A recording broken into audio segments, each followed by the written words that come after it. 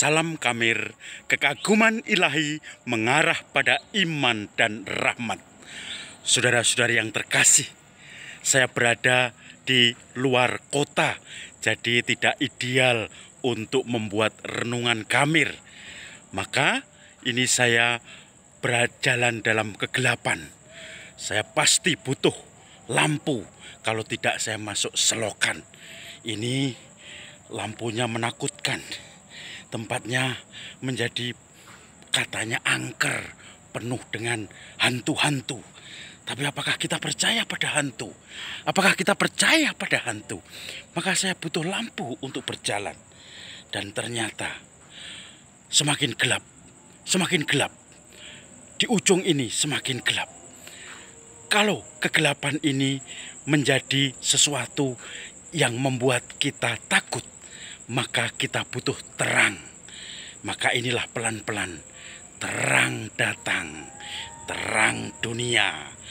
Maka saudara-saudari yang terkasih, tanpa terang kita menjadi penuh dalam kegelapan.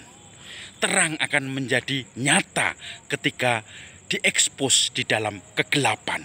Maka walaupun terangnya hanya kecil, akan kelihatan juga. Saudara-saudari yang terkasih, Injil hari ini bicara tentang terang dunia dan garam dunia. Kamu adalah garam dunia. Jika kamu sebagai garam itu asin dan menjadi tawar, maka kamu akan dibuang, diinjak-injak. Kamu adalah cahaya dunia.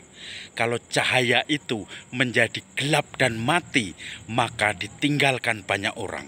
Tetapi ketika di tengah kegelapan, walaupun terang itu hanya kecil saja, akan dibutuhkan, orang akan mencarinya. Maka saudara-saudari yang terkasih, itulah hakikat terang dunia, hakikat cahaya dunia, dan juga garam dunia. Sedikit, kecil, tetapi dibutuhkan pada orang-orang yang sungguh terpojok dalam kegelapan.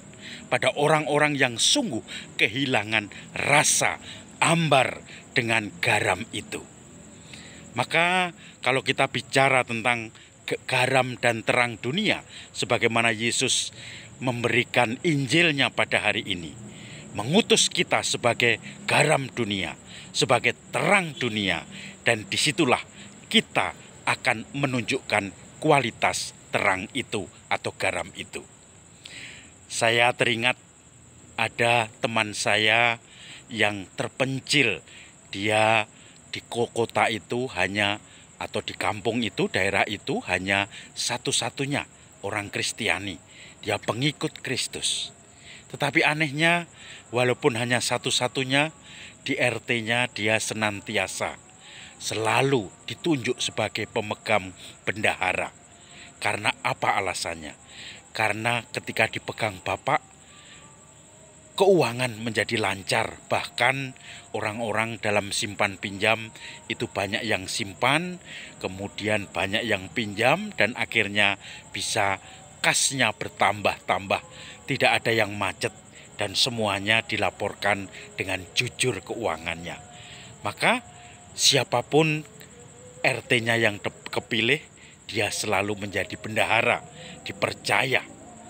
Dia akhirnya sudah beberapa periode selalu berpegang pada selalu memegang bendahara, dan dia yang mengatur keuangan.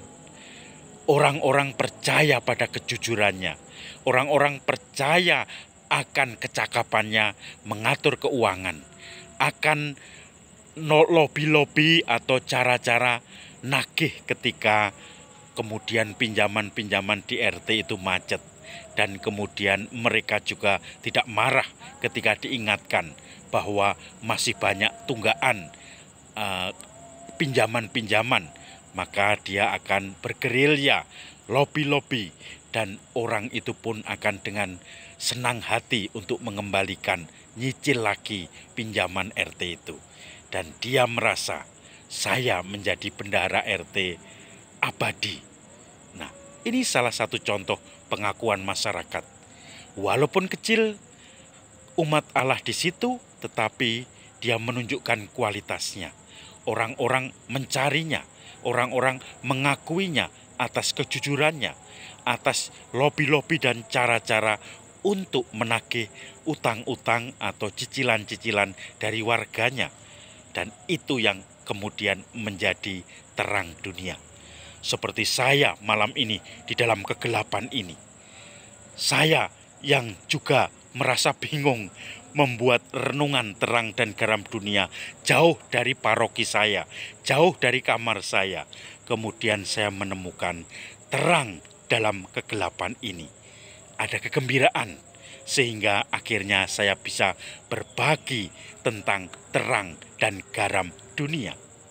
Maka saudara-saudari yang terkasih, mari kita yang diutus oleh Tuhan sebagai terang dan cahaya dunia, kita membawa kualitas itu. Sehingga walaupun jumlah kita kecil, tetapi kehadirannya, kebaikannya, kejujurannya, keramah tamahannya selalu dipercayai, dikenal oleh orang banyak. Salam Kamir, kekaguman ilahi mengarah pada iman dan rahmat. Yeay.